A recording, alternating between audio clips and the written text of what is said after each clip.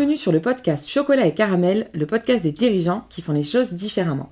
Aujourd'hui, je suis en présence de Anaïs Ducrot, fondatrice de la brasserie Keyswing. Bonjour Anaïs. Bonjour Charlène. Merci d'avoir accepté mon invitation sur le podcast Chocolat et Caramel, le podcast des dirigeants qui font les choses différemment. Alors, la brasserie Keyswing, c'est une histoire plutôt familiale puisque tu t'es associée à ton petit frère Florent pour créer la brasserie. L'idée de départ est partie de ton papa qui a importé le concept du Canada, d'ailleurs pays dans lequel tu es né pour la petite histoire. Vous avez créé la brasserie avec un cahier des charges bien établi qui représente les fondements de l'entreprise, des bières artisanales, bio et locales, tant sur la production que sur les choix des matières premières. Keyswing aujourd'hui, c'est une dizaine de collaborateurs qui produisent et commercialisent une trentaine de recettes de bières proposées en format bouteille et fût, mais aussi une offre de boissons à façon, c'est-à-dire que Keyswing produit des bières et des boissons gazeuses en marque blanche.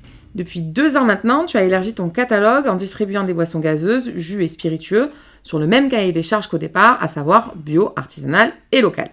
Alors Anaïs, est-ce que tu peux revenir un peu plus sur la naissance de l'entreprise et sur son nom, Keyswing, qui est plutôt original? Donc la brasserie Keyswing, elle a vu le jour il y a un peu plus de 7 ans maintenant. C'est un projet sur lequel je travaille depuis 10 ans. 2014, mon père est revenu d'un voyage au Canada, d'où je suis originaire, avec cette idée en tête en me disant là-bas les microbrasseries elles ont explosé. Quand on est parti du Canada, j'étais plus jeune, j'avais une dizaine d'années, et à l'époque c'était un peu comme le marché de la bière ici, on buvait de la bière industrielle, les grands groupes. Et puis l'explosion des microbrasseries s'est faite un peu sur le même timing qu'aux États-Unis, donc avec 10, 15 voire 20 ans d'avance sur nous. Et donc c'était cette idée-là qui a été la petite graine que mon père a plantée dans mon esprit en me disant ok, il y a peut-être quelque chose à faire de ce côté-là. À l'époque, je venais de finir mes études d'ingénieur et mon diplôme de management. Et donc j'étais dans l'entreprise familiale parce que mon père a toujours été un entrepreneur. Donc c'est un peu ce qui a été le fil conducteur de sa vie. Mais il a voulu importer des crêpes au Canada, quoi. D'accord. Donc l'entrepreneuriat, c'était un peu sa vocation. Son job, c'était entrepreneur, peu importe le produit finalement qui était vendu. Oui, après, il s'est recentré sur la construction parce que ça lui plaisait aussi, de bâtir quelque chose, de faire naître un produit, une maison en l'occurrence. Et du coup, c'est un peu cette fibre-là qui m'a transmise. Et j'ai orienté mes études d'ingénieur dans ce sens-là. D'accord. J'ai fait un master de gestion, j'ai toujours pris un peu les orientations création d'entreprise. Et quand je l'ai rejoint en 2011 après mes études, on devait créer une nouvelle filiale sur la construction, avec un produit un peu innovant. Mais au final, la construction, c'est un métier qui est un peu particulier et c'était plus le sien. Moi, je me suis retrouvée qu'à moitié là-dedans. Et par contre, le fait de créer quelque chose, donc une entreprise mais aussi un produit, un bien de grande consommation pour le coup, pour la bière, ça m'a beaucoup animée. Donc voilà la genèse un peu du projet Keyswing. Alors le nom, c'est un peu un hommage du coup à mes parents. Mes parents étaient des grands danseurs de rock, ils dansaient beaucoup. Mes parents m'amenaient en soirée jusqu'à 7h du matin à danser sur la piste. Donc voilà, c'était la bière qui danse, la bière Keyswing. Un petit clin d'œil et puis un mauvais jeu de mots, j'aime bien. D'accord. Et du coup, tu as créé avec ton petit frère, Florent. C'était une volonté de créer en famille et de retrouver cette dynamique-là où finalement tu l'as connu aussi avec ton papa qui a eu une vie d'entrepreneur. Ouais, mon papa, il était très papa poule. Donc il nous a toujours pris sous son aile et amené avec lui. Et mon petit frère, au moment où j'ai monté la brasserie, donc on est en 2015-2016, ça fait déjà 2 ans que je monte les business plans, que je vais chercher les financements et tout ça, mais on arrive à la concrétisation du projet. Et là, Florent, il sort un peu des études, il suivait le chemin du bâtiment, comme un peu toute la famille, mais il s'y retrouvait pas totalement. Et donc je l'ai embarqué avec moi à ce moment-là. Donc c'était au tout début du projet et puis il a grandi avec la société, avec moi, et il a du coup été associé quasiment tout de suite, quoi. D'accord, donc vous gérez à 2, une dynamique familiale, sur un marché qui est quand même très compétitif aujourd'hui. Est-ce que quand tu as créé la brasserie, c'était autant compétitif? Alors la bière oui, mais je parle vraiment du segment bière artisanale. Ou est-ce que tu as vu depuis ces années une arrivée de la concurrence? Alors c'est un peu particulier le milieu de la bière artisanale parce qu'effectivement c'est une toute petite partie du marché de la bière. C'est une partie qui est en pleine effervescence depuis une dizaine d'années aujourd'hui en France. Quand on est arrivé, effectivement, il y avait un peu plus de place. On a des microbrasseries qui arrivent pas tous les 4 matins, mais un peu sur les années 2018 à 2023. Aujourd'hui, c'est un marché qui est en train de se tendre un peu, qui stagne. On a les premières fermetures de brasseries artisanales sont arrivées sur l'année 2022, je crois. Mais ça reste un marché qui grignote des parts sur la bière industrielle. Alors, faut pas rêver, les industriels se laissent pas faire. Donc, forcément, on a une compétition qui commence à se faire un peu plus tendue, un peu plus présente, un peu plus féroce. Il ne reste que c'est un marché assez bienveillant entre les brasseries artisanales. Une communauté un peu ? Un petit peu d'entraide, un petit peu, voilà, ça reste relativement bienveillant. Et on se dispute un peu les mêmes parts de marché, mais il y a encore de la place. On arrive encore à trouver chacun notre place, on a chacun trouvé sa spécialité. Et ceux qui vont se pérenniser, ou qui se pérennisent actuellement, ont trouvé leur identité, qui leur permet de survivre aussi là-dedans. Du coup, tu parlais justement d'identité, tu parlais de spécialité. Tu as monté la brasserie avec ton petit frère, vous avez fait le choix d'un cahier des charges artisanal, on en a parlé, mais qui est lié complètement à la fabrication du produit, mais aussi de bio et local. Est-ce que tu peux m'en dire un petit peu plus sur pourquoi vous avez fait ce choix-là de type de produit, de cahier des charges qui est assez contraignant quand même aujourd'hui ? Alors ça vient un peu des valeurs qu'on nous a inculquées dans notre vie, c'est-à-dire que ma mère, elle est fille d'agriculteur, donc on allait à la ferme régulièrement, être proche du produit et d'essayer aussi de minimiser son impact. Voilà, donc c'était une ferme toute petite taille, toute petite échelle, donc forcément il n'y avait pas une grosse industrialisation, des méthodes un peu traditionnelles, il faisait du pruneau d'Agen. Et donc on a un peu ça qui était ancré en nous en fait, du côté de ma mère, le terroir, la protection aussi de son outil de travail en fait. Donc voilà, donc il y avait ce côté un peu protection de la nature et du coup le produit bio vient naturellement dans ce cas-là. Puisque si on est sur des méthodes un peu plus invasives, un peu plus traditionnelles, ce qu'on appelle le conventionnel, c'est moins pérenne. Donc aujourd'hui, le bio, ça nous assure quelque chose qui s'inscrit dans le temps. Moi, c'est ça ma vision du bio. Alors effectivement, il y a des bio à 2 vitesses quand on regarde en fonction des pays. Et aujourd'hui, il y a aussi cette notion de local qui est très très importante pour nous, avec la construction d'une filière interprofessionnelle en Occitanie, pour essayer d'avoir des matières premières locales. Voilà, faire vivre une région sur toute une filière.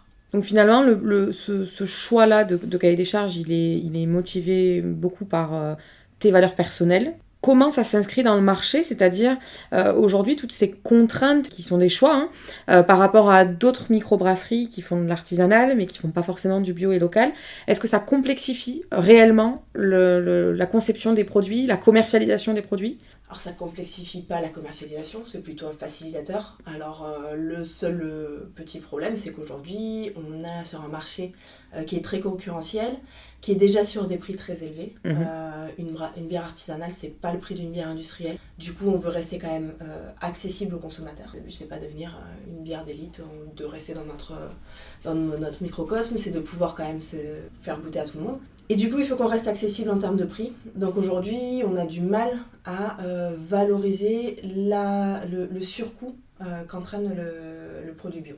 Le local, le bio, ça s'inscrit aussi dans une logique de juste rémunération de l'agriculteur, parce qu'aujourd'hui, quand nous, on va discuter en direct avec un agriculteur pour pouvoir acheter son orge, on veut qu'il en vive. On veut que ce soit quelque chose de pérenne pour lui aussi. Et donc tu l'achètes forcément plus cher que tes concurrents ? Oui, on fait des choix qui sont plus chers. Alors on n'est pas les seuls à le faire, la seule brasserie à faire le choix du local. Aujourd'hui, on est en train de construire une filière avec peut-être une 50aine de brasseries qui s'engagent là-dedans. Mais le constat est qu'on ne peut pas le répercuter sur le prix consommateur. Aujourd'hui, tout le monde a des tensions au niveau financier et le consommateur est le premier à en souffrir et on ne peut pas tout lui mettre sur le dos. Donc c'est un peu essayer de faire une filière où tous les maillons de la chaîne vont absorber de quoi faire une juste rémunération chez l'agriculteur, ce qui n'est pas du tout le cas aujourd'hui.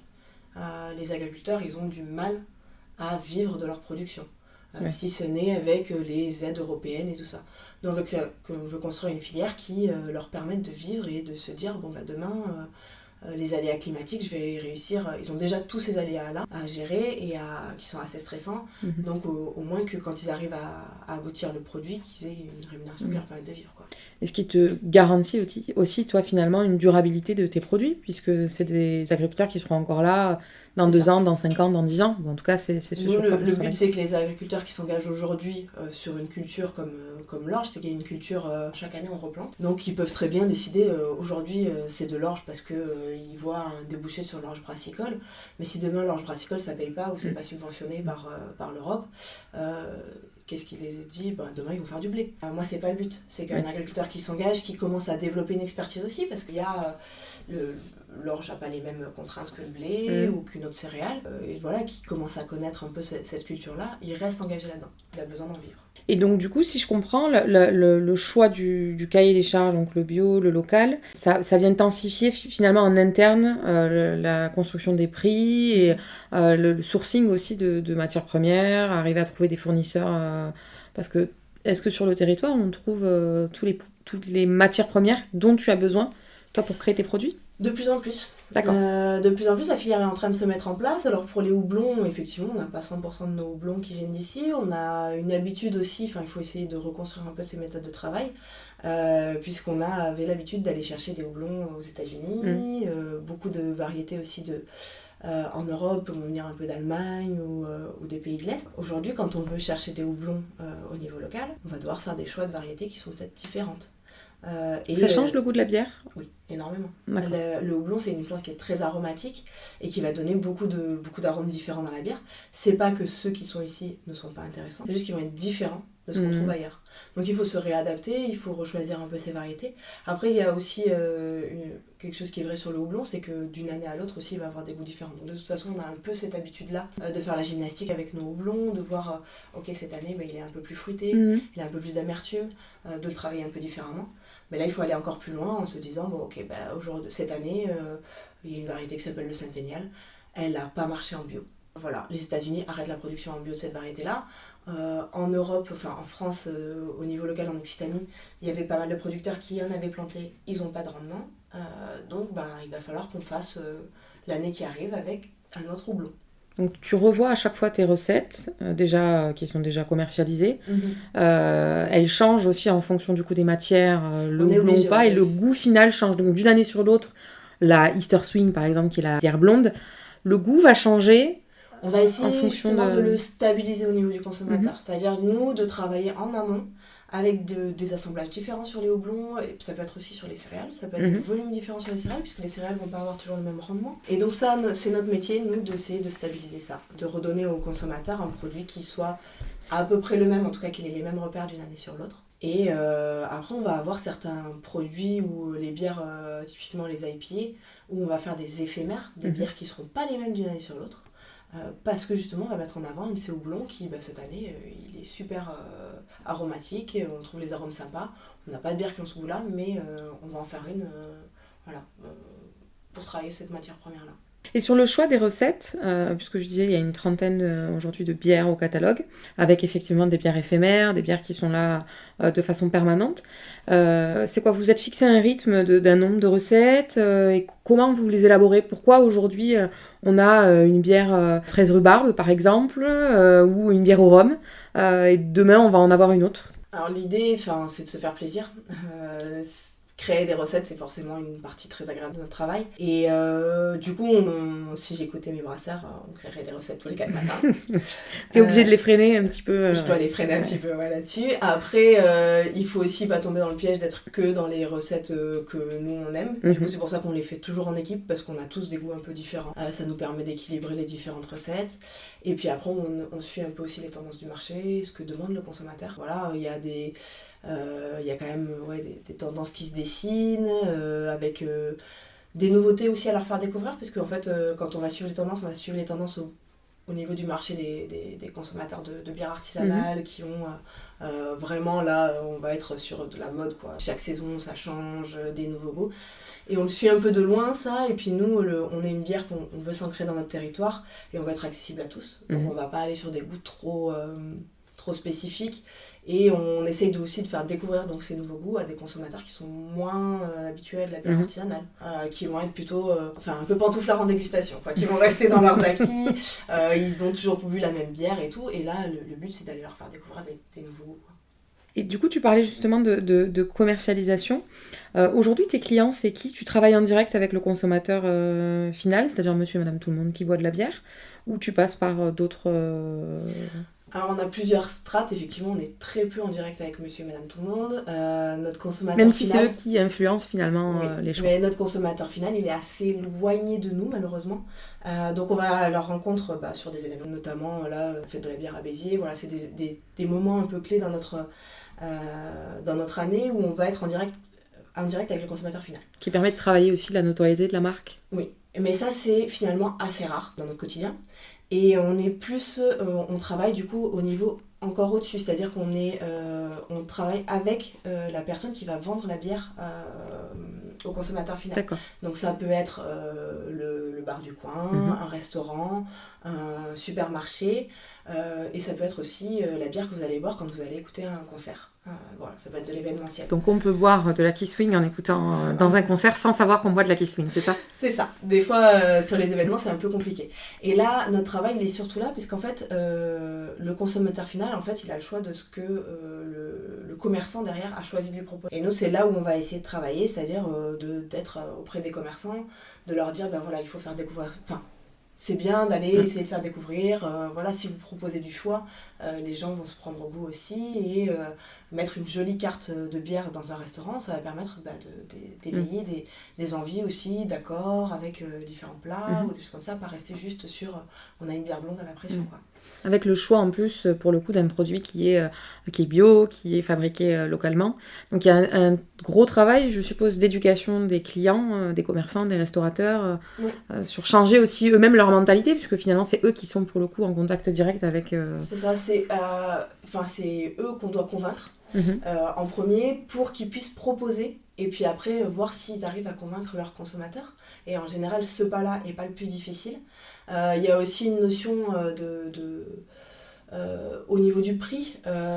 Ils ont tout de suite l'impression qu'une bière artisanale, ça va être très cher. Alors, suivant les modes de consommation, suivant si c'est du fût, si c'est de la bouteille, l'écart de prix, il n'est pas tout à fait le même.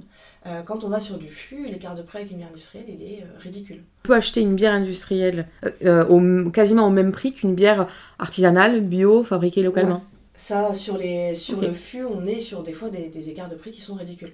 Après, effectivement, sur la bière bouteille, on a un écart de prix qui est plus conséquent parce qu'on n'achète pas le même prix la matière sèche aussi qu'un industriel qui en achète 100 fois plus que nous. Quoi. Donc, quand on va aller chercher une bouteille de verre, on va la payer beaucoup plus cher. Le coût de la matière sèche est très important dans la décomposition tarifaire et qui fait qu'on est obligé d'avoir des bières un peu plus chères en bière artisanale. On n'arrive pas à réduire ses coûts. À réduire ses coûts, oui, bien sûr.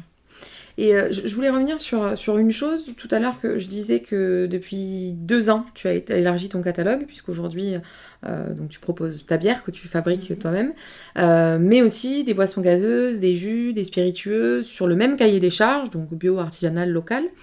Pourquoi ce choix-là? C'est parce qu'aujourd'hui, la bière, ça suffit plus? Ou c'est pour vraiment une volonté de grossir, de gagner des parts de marché en te positionnant sur d'autres segments de la boisson? Alors, l'idée de base, elle vient pas de ça. L'idée de base, c'est de se dire, en fait, on s'est retrouvé avec pas mal de producteurs locaux, avec les mêmes problématiques de commercialisation, de distribution. Voilà, comment on fait connaître notre marque, comment on la distribue, le coût de la livraison, il est important, l'empreinte écologique de la livraison, elle est très importante.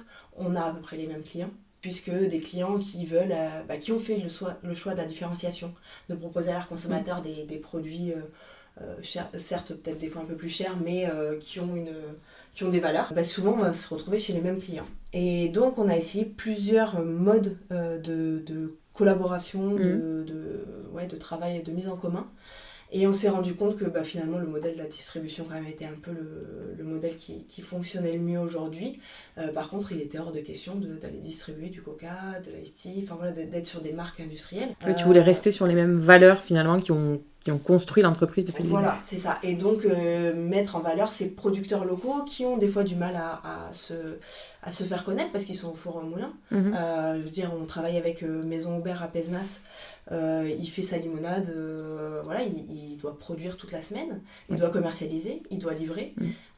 C'est une structure où il a commencé, il était tout seul, maintenant ils sont 3 ou 4. Ça laisse pas beaucoup de temps pour se faire connaître, pour travailler son marketing, sa notoriété. Et donc, en fait, il est dans notre catalogue depuis 2-3 ans et c'est un produit qui est très complémentaire. Et puis, il a encore ses clients et nous, on a des clients, on est sur le même secteur, mais on arrive à avoir des clients différents et justement à répandre un peu plus sa marque et son savoir-faire. C'est pareil sur la plupart des produits qu'on va choisir. C'est parti finalement d'un constat de nécessité pour différents acteurs qui n'ont pas la même taille que toi non plus, parce que je parlais tout à l'heure de l'entreprise qui a une dizaine de collaborateurs. C'est sûr que face à une entreprise qui en a 3 ou 4, c'est pas les mêmes échelles. Et finalement, aujourd'hui, ça devient un atout pour toi d'avoir un catalogue de distribution comme ça, enfin, en tout cas de distribuer un catalogue avec pas que des bières, mais aussi d'autres boissons. C'est un réel atout pour toi sur la commercialisation de tes propres produits? Oui, au niveau des commerçants, notamment les restaurateurs, ils ont été habitués à avoir un distributeur qui leur fournit toute la partie liquide. Et là, nous, aujourd'hui, on ne peut pas faire toute la partie liquide, mais on leur apporte quand même un catalogue assez complet. Donc au niveau du service, c'est plus facile pour eux d'avoir qu'un seul interlocuteur en termes de commande, en termes de facturation, en termes de livraison. Ils permettent de mutualiser beaucoup de choses qui leur font un gain de temps. Sachant que quand on a un restaurant, le temps, on le cherche un petit peu. On part d'un constat c'est toi aujourd'hui qui assume les coûts de commercialisation et de distribution de ces autres produits-là, mais finalement, toi, c'est ce qui te permet aussi de grandir et de gagner des parts de marché. Oui, il y a vraiment une synergie qui s'est développée. On se rend compte que nous, le coût est le même. Le trajet du camion, il est le même. Mais il est plus rempli aujourd'hui. Et voilà, aujourd'hui, ça permet aussi d'être plus accessible à des petits commerçants où ils ne peuvent pas commander 15 cartons. Donc pour arriver à un minimum viable au niveau de la commande, le fait de pouvoir prendre de la limonade, des jus de fruits, des boissons un peu innovantes, de la bière en même temps, ils se retrouvent avec une commande qui est déjà cohérente et tout au même point. Et qui est plus engagée que sur des produits industriels. Voilà. Et en termes de développement justement de l'entreprise, ce que tu projettes toi demain, après-demain, au niveau des perspectives, c'est de continuer, c'est de faire grandir ce catalogue de distribution. Comment tu envisages l'avenir sur un marché compétitif, on le disait tout à l'heure, et qui stagne ou qui va peut-être continuer à intensifier la concurrence? Nous, c'est vrai qu'au niveau de la production, on n'est pas à la course à la croissance. On a un outil de production qui est dimensionné pour une certaine production, pour un certain volume. Et en fait, le fait de se diversifier permet aussi de toujours avoir un petit peu de croissance et en restant sur des choses maîtrisables, notamment en termes de qualité. Pas toujours grossir et perdre la qualité de notre produit. Donc cette diversification est assez intéressante. Tu envisages une croissance plutôt maîtrisée, en restant sur ce même segment, bière, et puis un catalogue de distribution avec des... Oui, nous, pour rester aussi... pour pouvoir respecter nos valeurs, donc que ce soit en termes d'approvisionnement, nos valeurs aussi sur la qualité du produit, le service rendu à nos partenaires. On ne veut pas grossir à l'infini, on veut rester à une dimension familiale en fait, une entreprise familiale, une dizaine de personnes, ça nous va bien. Rester dans la même dynamique de départ et puis les valeurs qui t'animent, qui vous animent. Merci beaucoup Anaïs pour tes réponses sincères et pleines de sens. J'ai une dernière question pour toi. Quel est ton chocolat préféré? Alors, c'est pas sûr que ce soit de l'artisanal, mais c'est Madagascar 85%. C'est un chocolat noir, moi c'est le seul chocolat que je suis sûre à 100% que j'aime. D'accord, Madagascar 85%. C'est très précis. C'est très précis en effet. Pour nos auditeurs qui souhaiteraient suivre tes actualités, où pouvons-nous te retrouver? Alors, on peut me retrouver à la brasserie. Évidemment. Non, on a un site internet, on est présent sur les réseaux, Instagram, Facebook, sur LinkedIn. Et puis dans de nombreux événements. Nombreux événements, on essaye de communiquer un peu sur les événements où on est présent, parce que c'est pas toujours évident. Surtout, notamment les festivals de musique ou des choses comme ça, où ils communiquent avant tout sur leur musique. Mais vous pouvez regarder les bars. Comme vous voyez, notre petit logo sur les bars, c'est que c'est nous qui servons la bière. C'est que c'est vous qui êtes à la bière. D'accord, je remettrai évidemment tous les liens en description. Merci beaucoup Anaïs pour les douceurs que tu nous as partagées aujourd'hui. Et n'oubliez pas les chocolate lovers, mangez, bougez, l'abus de gourmandise peut être dangereux pour la santé. Chocolat et caramel, la décrypte. Les choix stratégiques de l'entreprise peuvent avoir un impact marquant sur le marché et sur son territoire en créant la demande auprès de fournisseurs ou encore en poussant une filière à se co-construire pour réinventer les méthodes de travail vers des solutions plus durables qui permettent aussi d'assurer la pérennité des produits. Le partenariat, variable importante de la stratégie marketing, devient alors un véritable levier de croissance pour l'entreprise, lui permettant de diversifier ses activités tout en maîtrisant sa production, sa croissance et le développement de ses parts de marché, même sur un marché compétitif. Reste alors la question de l'accessibilité des clients finaux, véritable enjeu pour l'entreprise. À très bientôt sur Chocolat et Caramel, le podcast des dirigeants qui font les choses différemment. On se quitte en musique.